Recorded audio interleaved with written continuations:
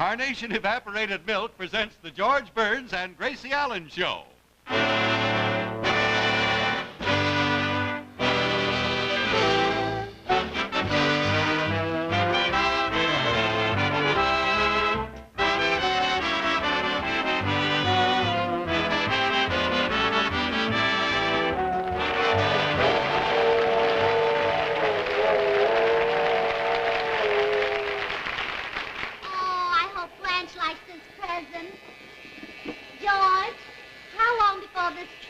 Arrives in Los Angeles. George? George! Yeah? How long before this train arrives in Los Angeles? In an hour and 5 minutes. Gracie, you've asked that question 50 times since we left San Francisco last night. Well, I have to keep asking, because you keep giving me different answers. Well, the reason I give you different answers... You get so bad. When I woke you up at 3:30 this morning, you said... I know what I said. And I apologize. George? George? Yeah? Are you still upset about what Jack Benny did last night? Sure I'm upset. We go clear to San Francisco to play a benefit, and he steals my opening joke. Shh! He's in the next compartment. He'll hear you. Oh, let him hear me. Why didn't he tell me he was going to use it? I walked right on the stage after him and told the exact same joke. Did you get a laugh? Well, of course not. Well, then what are you mad about? It couldn't have been very good.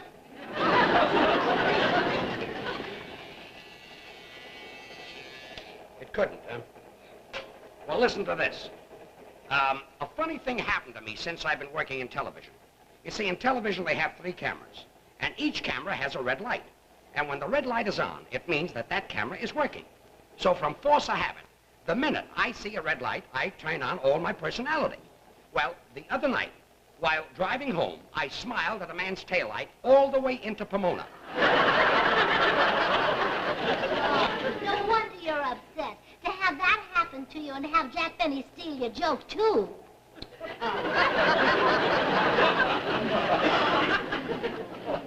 Yeah, that's why I'm upset. Well, that's that. This time, will you please pack it so I can find it? Oh, sure.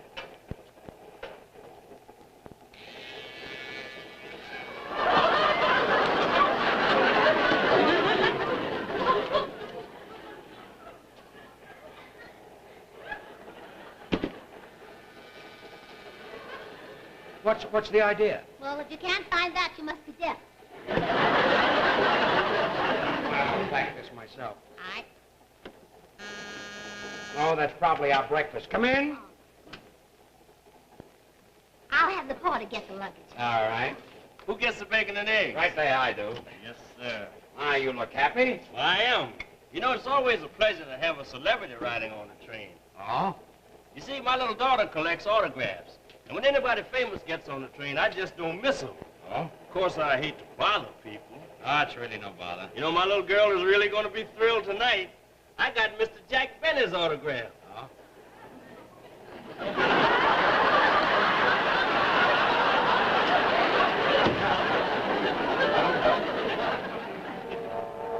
Well, that ought to make me feel better. Oh, George, I'm on a diet. Do you mind if I ride backwards while I eat? Thank you. There you are, but what's that got to do with the diet? Well, when you ride backwards, the train keeps pulling you away from the food and you don't eat too much. Yeah, well, if I want to lose a few pounds, I'll take a trip to New York. Mm-hmm. Come in.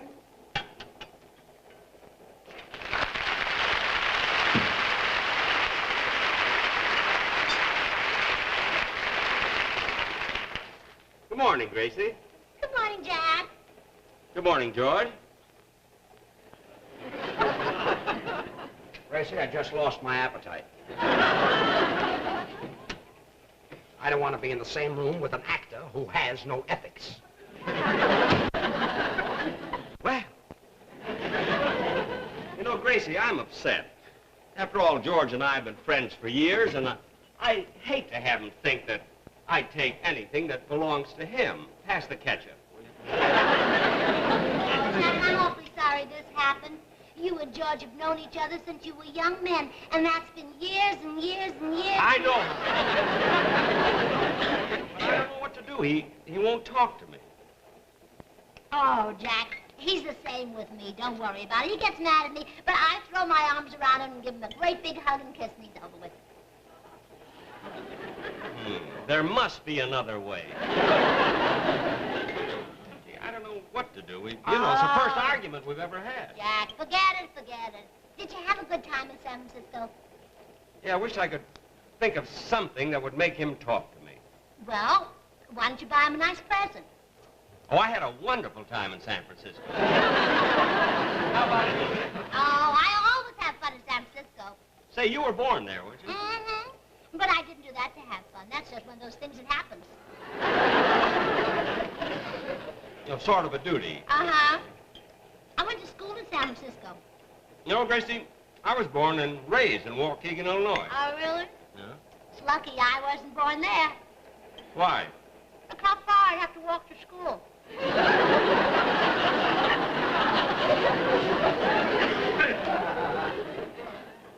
Gracie, you're Irish, aren't you? Mm-hmm. Why? Well, I just happen to think Dennis Day is Irish, too. Yeah, I know. Well, they better come up with another George Bernard Shaw pretty soon, or they're going to be in real trouble. What does that mean? Nothing, nothing. Oh. Hey. I think we're coming into the Chancellor's Tunnel. Oh, good. I hope it's on this side so we can see it.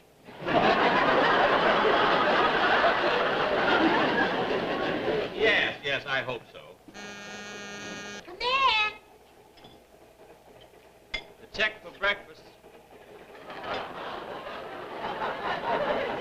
Oh, the check. Yes, sir. Oh, the check.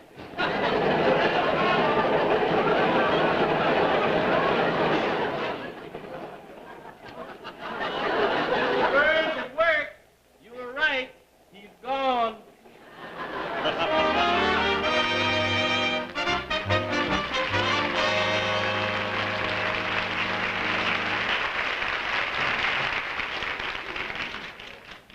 How do you like that, Jack Benny stealing my opening joke?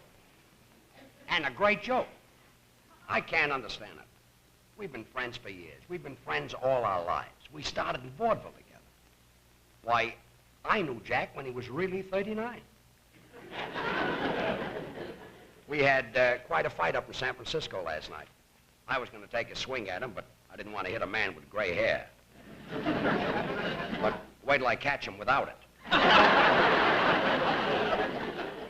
Oh, cameraman, this way, please.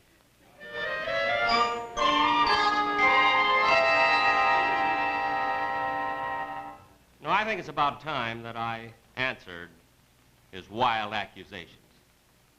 See, Burns claims that I stole his opening joke, and that it was a very good joke. Well, that isn't true. That's the worst joke I ever stole in my life. I think his whole attitude toward me is a slur on an ex-serviceman.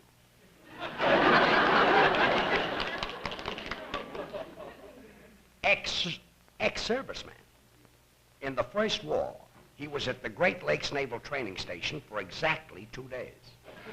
And the only reason he was there that long is that once they got him into those tight pants, they couldn't get him out. Some sailor. He gets seasick when he opens a box of saltwater taffy. Oh, so I wasn't a real sailor, eh? Well, I guess this'll prove something. I have other tattoos, too, but I can't show them to you. Lily St. Cyr would be mad at me. Tattoos. That's the calcomania. Benny hasn't got nerve enough to be tattooed. He's got to take ether when they manicure his nails.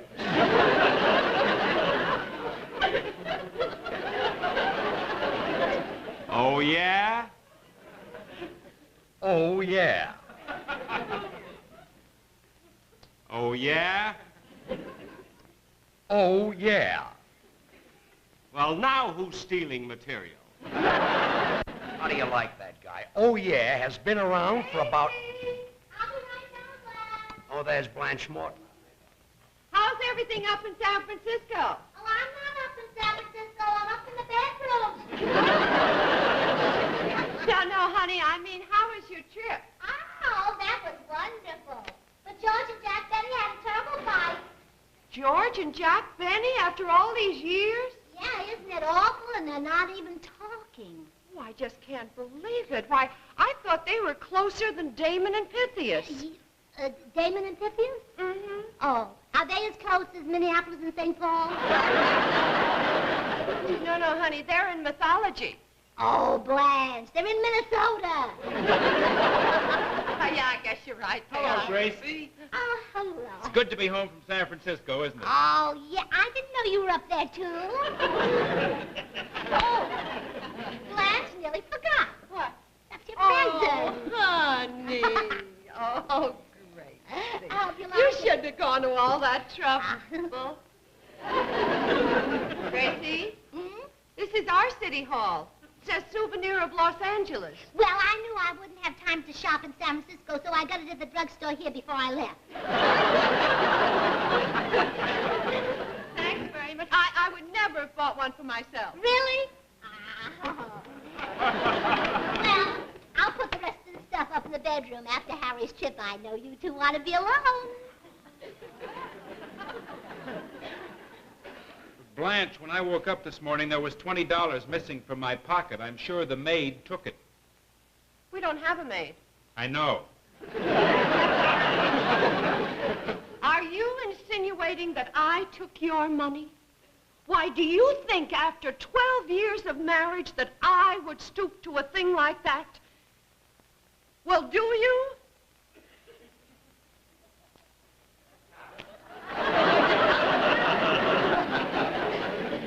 Blanche, since you were honest enough to admit it, I'm going to be nice enough to keep it.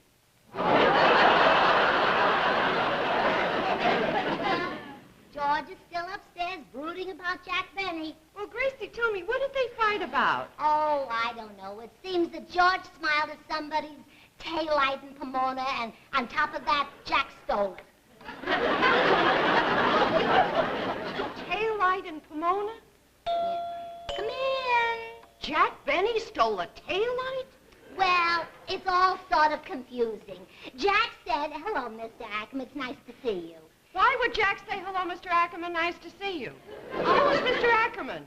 He's the head man at CBS. Yeah? Mr. Ackerman, I want you to meet Blanche Morton, my neighbor. She's head man next door. Excuse me, Mr. Ackerman, I didn't see you come in. Well, Gracie, I'm going to run along. I know Mr. Ackerman not wants to be alone with you. Oh, no, Blanche, we're just old friends. And besides, he's a gentleman, aren't you? Goodbye, Mrs. Yeah, Morton. goodbye. It was nice Thanks, meeting Gracie. you. You're Bye. welcome, Blanche. Bye. Gracie, is George at home? Oh, well, I'll call him. George, Mr. Ackerman is here to see you. I'll be right down. Bye. Now, Gracie, about this quarrel, we simply can't let this get to the papers. Now, what if the public finds out what George and Jack are saying about each other? Now, we've got to settle this. Are you with me? Oh, sure. All right. Now, I've got a plan. But we've got to do this together. Together? Yes, together. Oh, all right.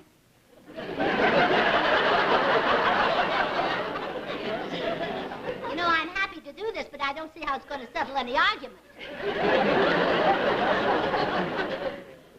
I wondered. Maybe they have an old... Oh, Mr. Ackerman. Hello. Hello, George. Look, I just can't stand to see my favorite entertainer unhappy. Oh, well, I'm glad you feel that way, Mr. Ackerman. Well, I do.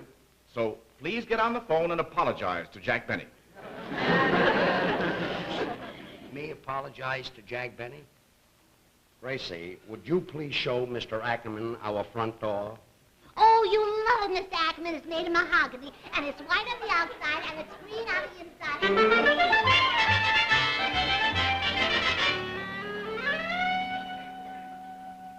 Isn't that ridiculous, the way CBS favors Jack Benny? He's got him believing that he's a genius because he plays the violin and tells jokes. But there's one problem. When he plays the violin, he gets laughs, and when he tells jokes, people start to dance. Just a minute. Oh, Mr. Ackerman. Thank you.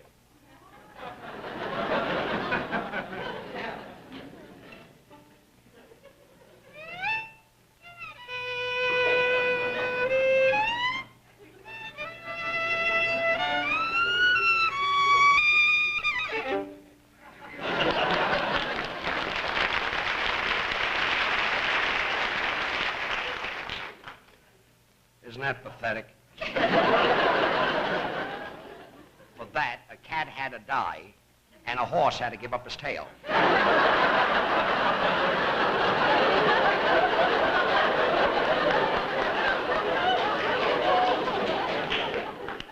He should talk.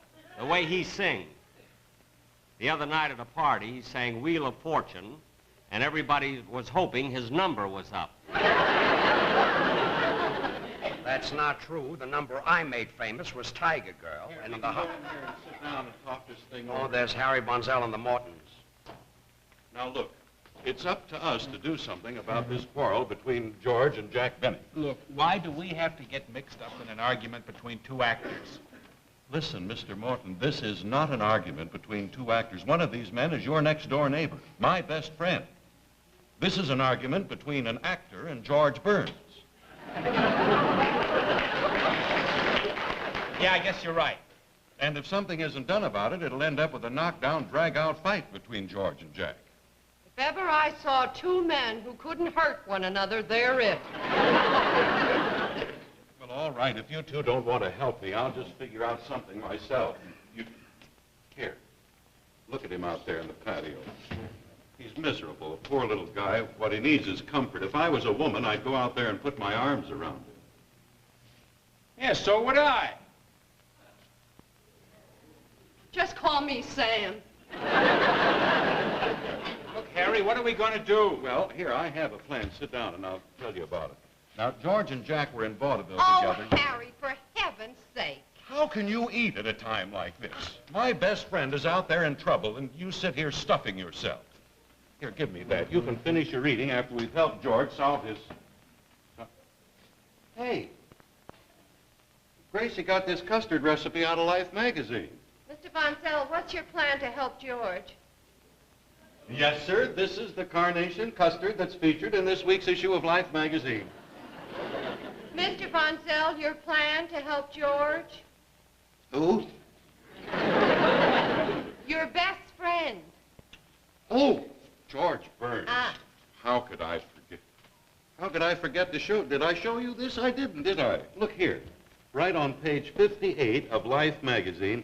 That's the issue with the picture of Ike Eisenhower's wedding picture here on the front page. And it shows you the difference between custard made with ordinary bottled milk and custard made with carnation evaporated milk. Well, why look at a picture when you can see the real thing? Here it is right here, just the way Gracie made it. Look at that beautiful, rich color.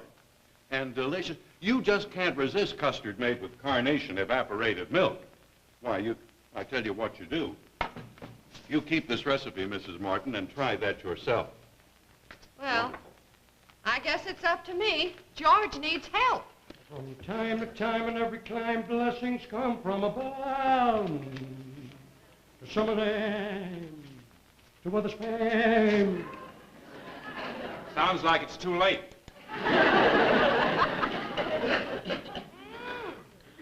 This is delicious. Isn't that Oh, good? I'm going to keep this recipe. Yeah, it's so easy to Harry, make. why don't you go out and talk to George? This is great. Harry, why don't you go out and talk to him? Oh, no, not me. This is sensational. Look, Mrs. Martin, you go ahead and do it. Let him settle his own problems. Yeah, he got himself into this mess. Let him get himself out of it. Yeah, well, he's got a nerve asking us to fight his battles for him anyway. You know something? If you ask me, he's nothing but a troublemaker. That's exactly what he is. Well, hiya, friends.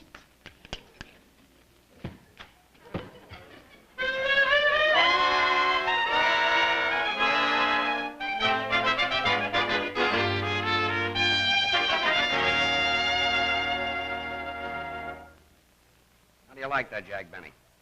He's even turned my own friends and neighbors against me. I have not. Then why are they against me? Those people have known me for years. Well, I guess that answers his question. That last one was a beauty. He'll probably use it Sunday on the Rochester program.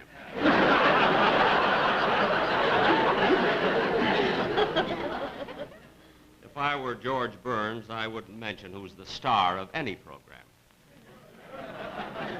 He's about as much help to Gracie as the Continental is to Errol Flynn. Answer that, my little straight man. I did years ago when Bob Hope first said it.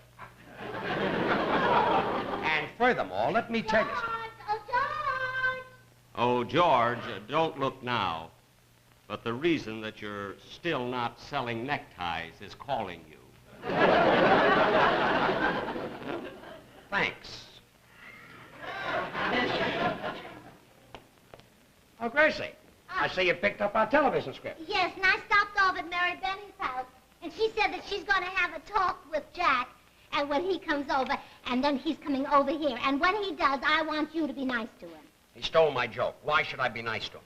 Why? George Burns. Who gave you your start in show business? Gus Edwards. Well, who gave us our first break in radio? Eddie Cantor. Well, who introduced us to each other? Georgie Jessel.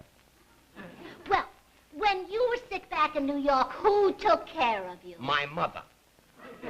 Well, for your mother's sake, when Jack comes over, be nice to him.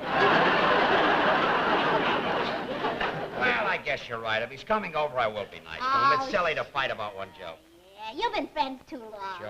Like I was saying to Mary, why, George and Jack are closer than Minneapolis and Pythias. And she... Minneapolis and Pythias? Damon and St. Paul? Oh, I get the association. Well, what did Mary Benny say? Well, she said when Jack got home from the train this morning, he was so upset he couldn't eat his breakfast. And I said, I know, it was all he could do to eat George's. Yes, he was so upset he couldn't pay the bill. Hey, what do you think of our script? I noticed I'm doing Cleopatra on our television show. Well, not really. You're doing a takeoff on Cleopatra. Oh, no, not me. From the pictures I've seen of her, she's taken off all she can. No, look, Gracie, you see, I'm... Oh, that must be Jack Benny. Now, you be nice to him. I'll be nice to him. I'll be nice to him. Come in.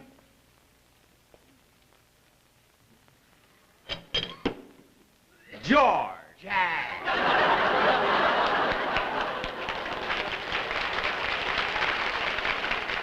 Gracie! Jack! George! Oh, this is fun. Let's do it again. Jack! Okay, break it up. The boat's pulling out. Well, George, I came over to apologize. Oh, Jack, I really owe you an apology. No, it was all my fault. Hey, Gracie, I brought you something. Oh, Jack. Jack, you shouldn't have done that. Yes, I should have, Make after me the way. feel like a heel. No, I should have done it. Oh, they're beautiful. Do you really like them? Oh, Gracie, Jack. what did he bring us? A laundry.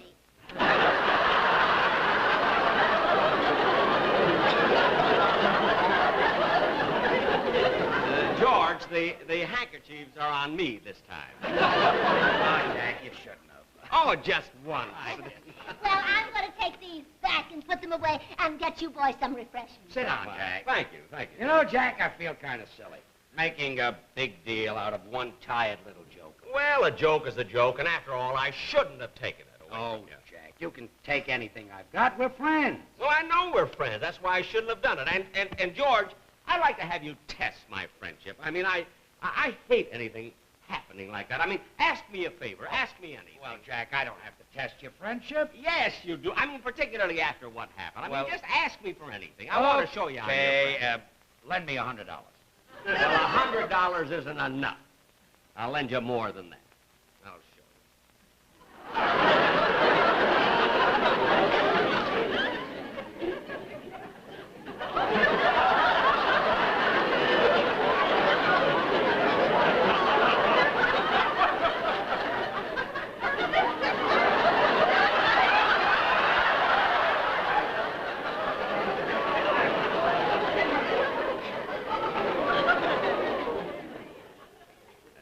George.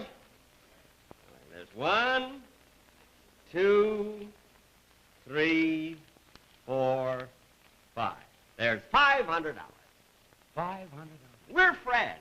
Well, Jack, you tested my friendship, and thanks, but here, I don't need it. Yeah. 1, 2, 5. That's right. Thank you. You're welcome, Jack. Thank you. I thought it would be nice if you drank a toast to your friendship. That's a good idea. A wonderful idea. Here, Gracie. Thank you. Jack, to you. George, to you. And may your friendship never come between you again.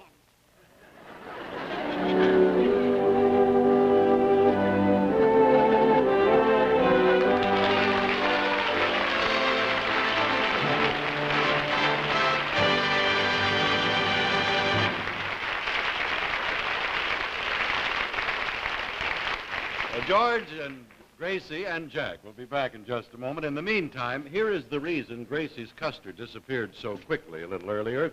You'll find it on page 58 of the issue of Life magazine with Ike Eisenhower's wedding picture on the cover.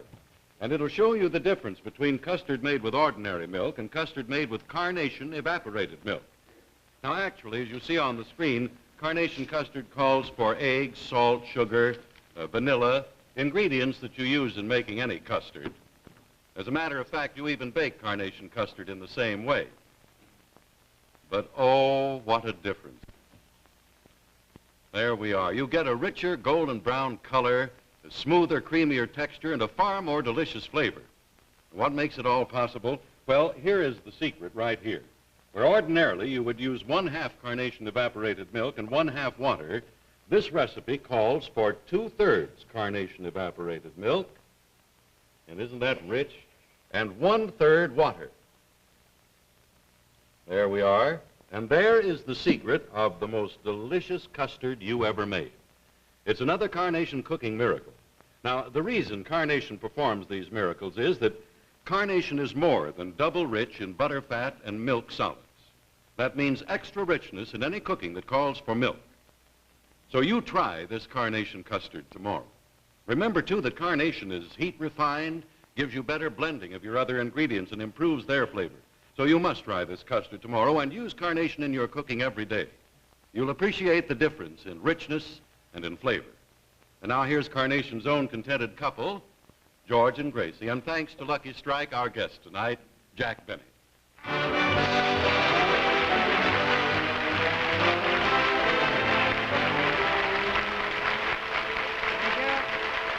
Thank you very much. Gracie and I will be back again 2 weeks from tonight. And Jack, I want to thank you for being on our show. Well, George, it was my pleasure. What did you say, George?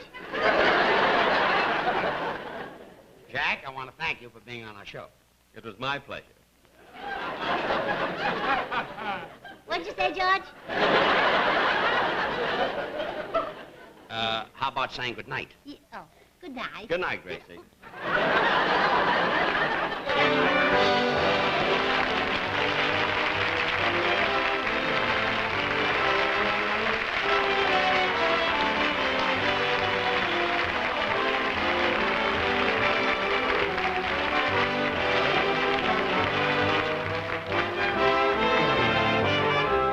Appearing on tonight's show were Theodore Von Els as Mr. Ackerman and Bob Johnson as the waiter. Jack Benny appeared through the courtesy of Lucky Strike, product of the American Tobacco Company, America's leading manufacturer of cigarettes. Next week, be sure to see Star of the Family, the Peter Lindhays and Mary Healy show on most of these same stations. Now, this is Harry Von Zell saying good night for Carnation. This is the CBS Television Network.